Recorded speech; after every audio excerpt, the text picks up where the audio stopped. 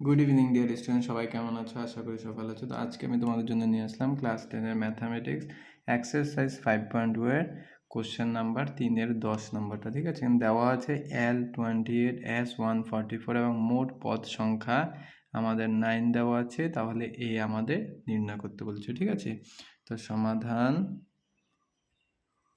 যা দেওয়া আছে লিখে নাও। এখানে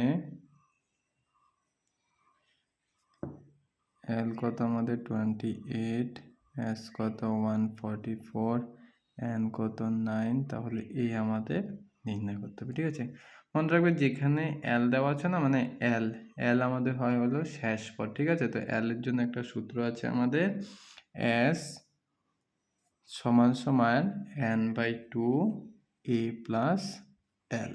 ঠিক আছে, কোথাও যদি L দিয়ে থাকে তাহলে তোমরা এই সূত্রটা ইউজ করতে পারবে, ডাইরেক্টলি তোমাদের বেরিয়ে যাবে। ঠিক আছে, তো S কত আমাদের 144, N কত আমাদের পদ সংখ্যা 9 দেওয়া আছে, তো 9/2, a কত আমাদের নেই, a আমাদের বের করতে হবে, তো L কত আমাদের 28 দেওয়া আছে। ঠিক আছে,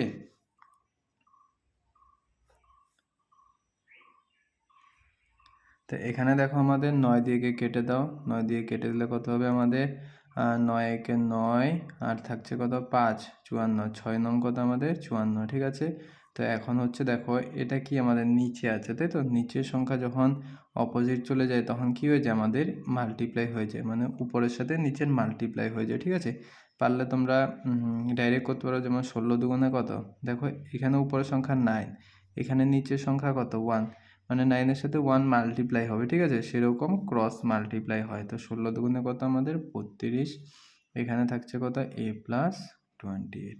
ঠিক আছে, তো 32, 28 মাইনাস হয়ে যাবে এদিকে আসলে, তো এই তো কত চলে আসলো আমাদের, 32 থেকে 28 গেলে আমাদের 4, তো এর মান কত আমাদের, সুতরাং a = 4। ঠিক আছে, বুঝতে পেরেছো?